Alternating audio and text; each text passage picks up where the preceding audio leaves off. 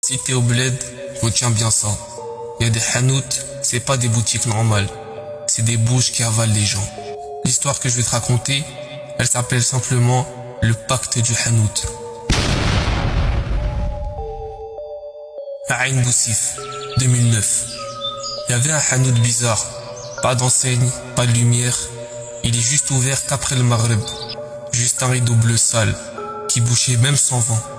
Le vendeur, avant c'était un pauvre, crasseux, sans chaussures, la tête basse. Et un jour, il devient riche, d'un coup. Frigo neuf, vitrine pleine, nouvelle montre, scooter. Mais personne ne l'a jamais vu vendre. Les anciens du quartier disaient: ce gars-là, il a rien acheté. Il a juste donné quelque chose à ce qu'il a laissé entrer dans sa tête. Et c'est là que les gens ont commencé à disparaître. Des femmes seules et des enfants. Tous les soirs, qu'après le maghreb, ils entraient dans le hanout et plus rien. Un gamin est revenu une fois, silencieux, tremblant, avec un regard flou. Il disait juste: Sous le comptoir, il y a un trou, avec des chaînes, des gens, et au fond, une voix qui chuchote. Elle dit: encore un, t'auras plus. Le vendeur offrait des corps, des sacrifices. Et eux, en échange, ils lui donnaient ce qu'ils voulaient.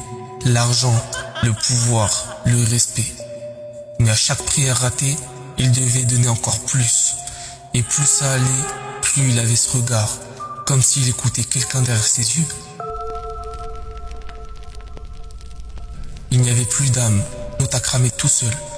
Pas d'incendie autour, juste le hanout. Et quand les gens voulaient éteindre le feu, ils descendaient dans le sol. Comme si le vrai commerce, c'était en dessous.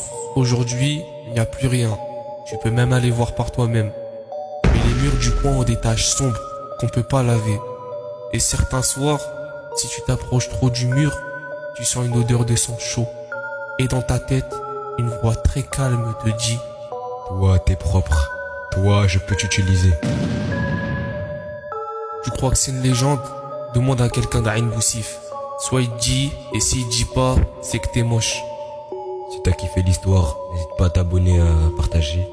On passe à deux sur le projet, donc n'hésitez pas à donner vos avis en commentaire. Comme ça, on pourra s'améliorer, Inch'Allah.